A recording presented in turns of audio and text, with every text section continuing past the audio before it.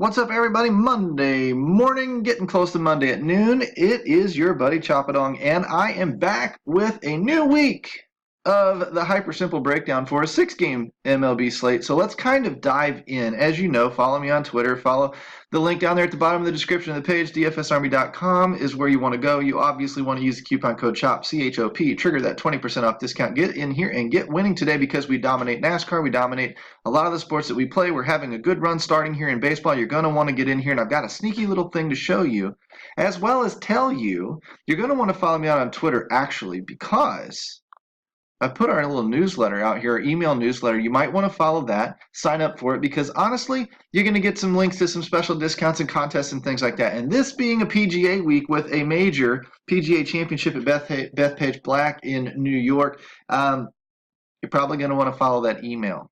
So my tip to you. All right, let's dive into the baseball action today. And let's first look at the starting lineups for some weather. Uh-oh. This game's not going to be on this main slate most likely, so we may or may not need to worry about it.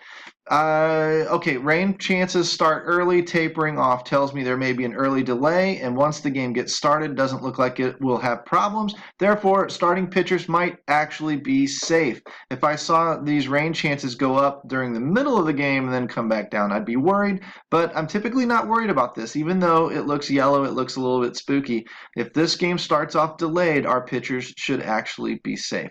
As was the case Saturday with Miles Mikolas in St. Louis. No weather. Nothing to really see here, so we're going to move on. And I'm going to look at the first look article here real quick over on Roto Grinders, and I'm going to sort by K percentage, and I'm going to start looking for the better blend of K score, which is op K and K percentage added together.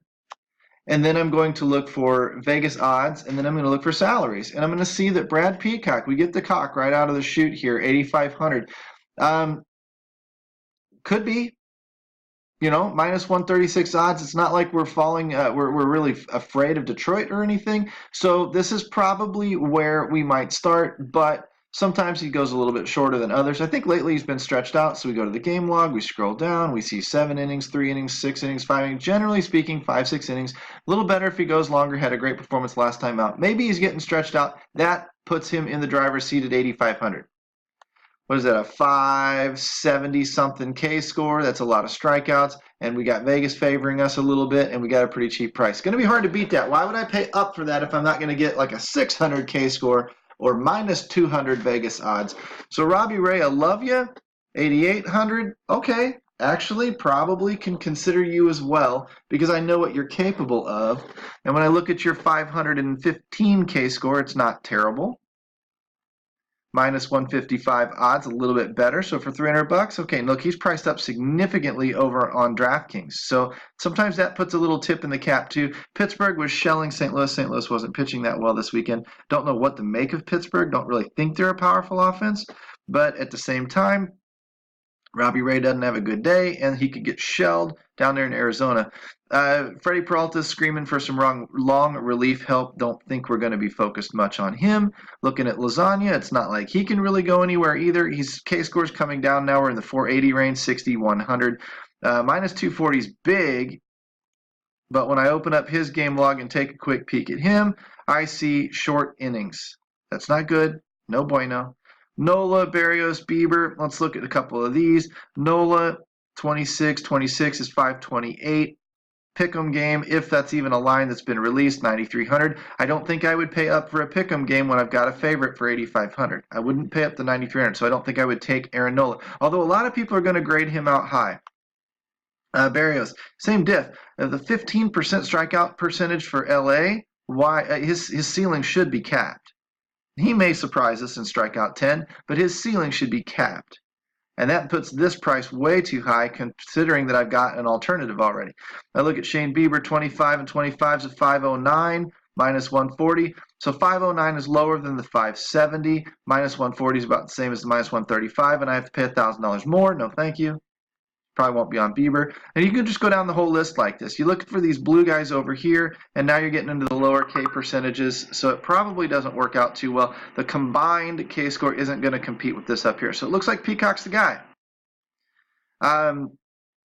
Let's table this page and come back to it in a minute. Let's go into the research station and let's look at the pictures there and see if there's anything different. Because sometimes people use different sample sizes. You know, Notorious over on Roto Grinders might be using a different sample size than the guys in the research station here at DFS Army. So we're going to maybe compare the two, just kind of get a little look-see.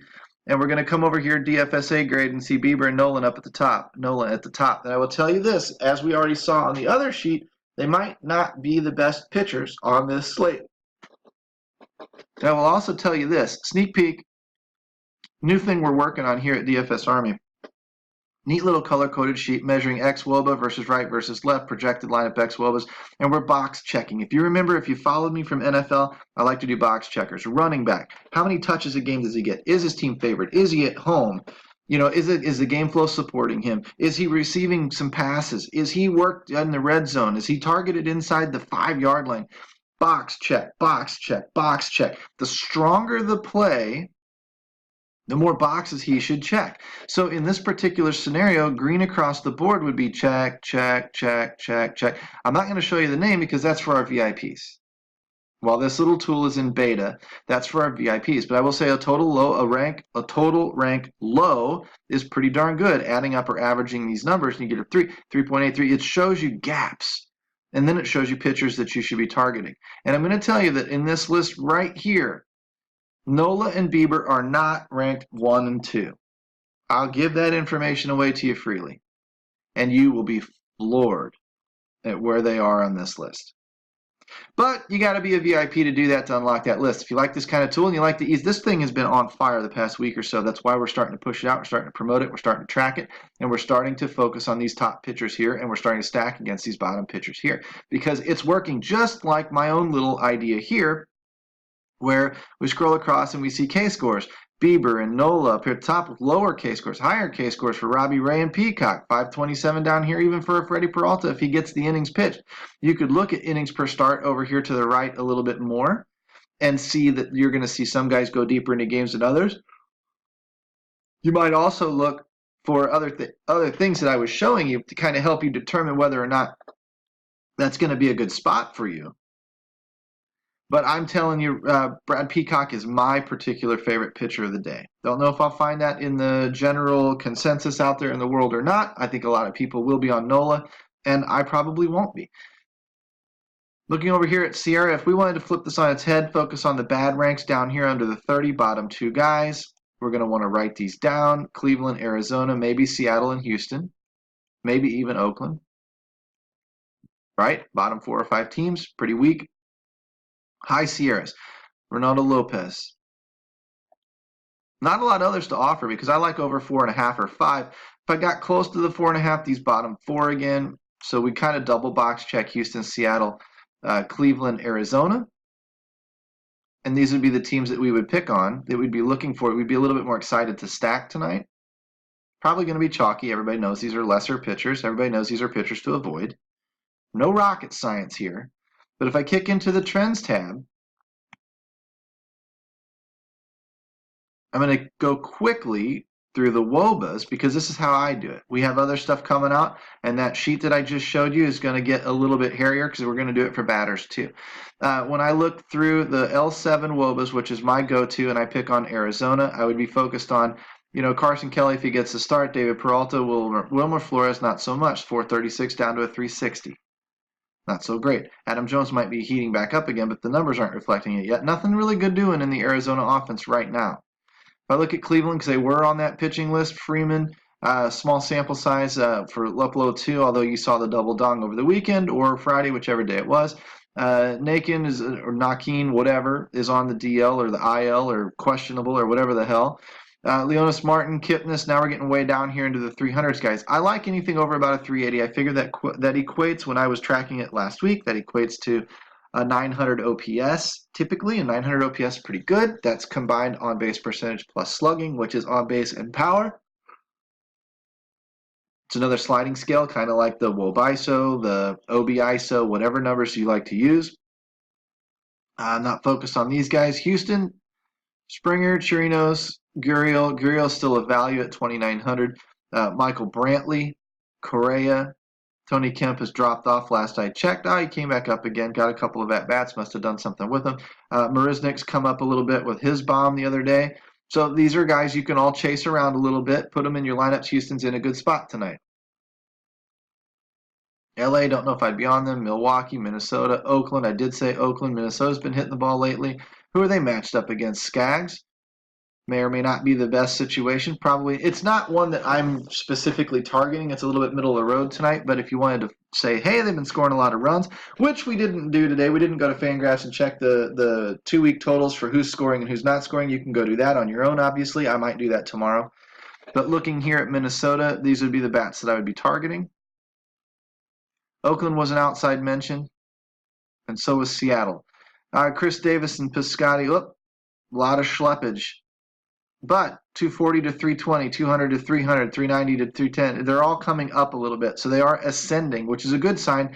If you think that Kikuchi's going to give up some runs, then this is not a bad offense to get into, and it might fly a little under the radar today, strictly because most people are going to say, well, they haven't been scoring lately. Philadelphia, just quick check here. They've got a couple of bats, but not a ton. Seattle, are you getting hotter? D. Gordon, Santana, Narvaez hit a bomb recently, and then drop-off. Drop-off city. So not a lot of huge stacks other than maybe a Houston. Did we say Cleveland? Cleveland's got some short sample stuff, so there's really not a lot of out there the way I look at things and the way I dictate things. This is when you're going to look towards the other coaches in DFS Army, and you're going to start listening to what they have to say. You're not going to – L7 just isn't indicating a ton of strength today, and we know there's going to be some good teams on the slate. So I would stick to Houston. I would branch out from there with secondary stacks. Obviously, that's going to be chalky. So I'm not worried about playing bigger contests myself. If you're in a 5,000, 10,000 person GPP, you're going to have to be a little contrarian somewhere. I'm not. The way I play with my, 10-man leagues and my 100-man leagues and maybe my really, really small GPPs of 300 to 400 people, I don't need to be too chalky to differentiate too much. I can just stick with Houston, take a one-off here or there. And if that guy happens to be low and has a good day, that puts me over the top if Houston explodes and we all do really, really well. If you like this type of content, you obviously need to become a member inside DFSArmy.com, where we talk about DFS, MLB, NBA, PGA stuff all day long. And I'm telling you, come back for the PGA coverage. We're going to start releasing it. You need to follow DFS Army on Twitter, follow me on Twitter, ring the notification bell, like and subscribe to the channel, become a member today and get in here, because PGA is probably going to be free this week with content. We're probably going to have a hidden VIP only swag contest. If you want to get in here, compete with everybody, and possibly win some DFS Army gear, you're going to want to get in here and become a member and get rocking and rolling and really and truly just improve your game. Hopefully that helps you. You hit the like and subscribe button on your way out the door. I really appreciate the follow today. We're well under 15 minutes. Speed time. Go knock this slate out. Construct your lineups according to the slate that you plan or the way you plan to attack the slate. And tag me out on Twitter at Choppadong or tag DFS Army out on Twitter. Let us know how you did. That's what we like to see. We like to share the love from the winners out there on social media and let everybody know that we are dedicated to helping you become a better player. And when you thank us, we thank you right back. Take care, guys. Today's been Monday. We'll see you on a full slate for tomorrow for Tuesday, hopefully. And we will catch you then.